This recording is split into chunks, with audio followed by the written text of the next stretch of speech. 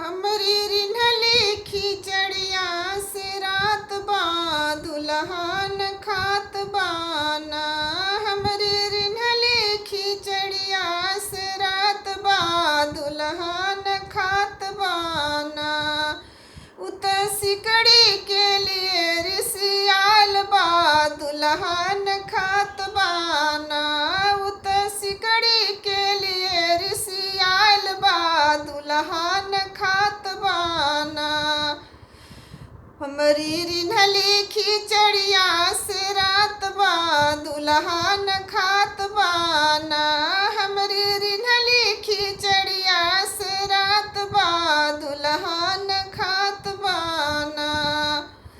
पापा सुनी बयान पापा सुनी बयान पापा सुनी बयान सिकड़ी दही मंगवाई। पपाई तो दामाद वाली बात बा खिरिया से रात बाना।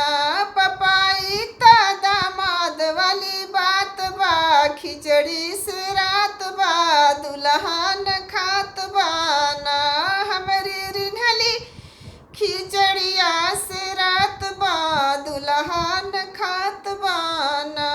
हमरी रिन्हली खिचड़िया से रात बा दुल्हन खात बाना।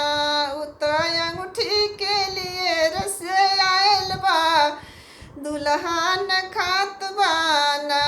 उत अंगूठी के लिए रिसी आयल बा दुल्हन खात बाना।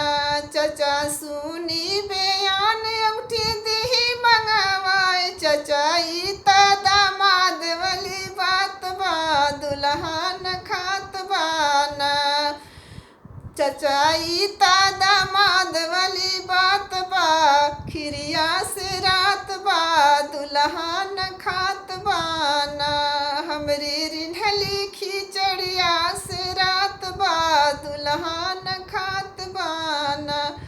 हमरी रिन्हली खिचड़िया से रात बा दुल्हन खात बाना।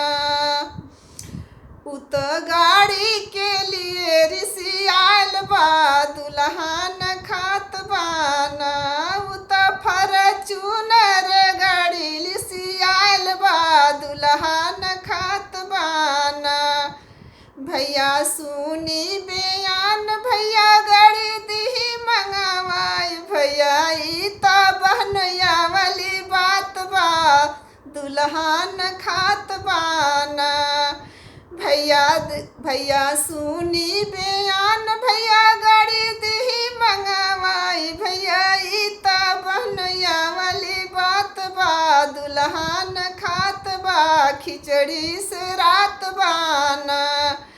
हमरी रिन्हली खिचड़िया से रात बा दुल्हन खात बाना।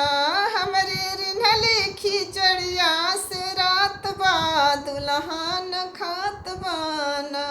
हमरी रिन्हली खिचड़िया से रात बा दुल्हन खात बाना।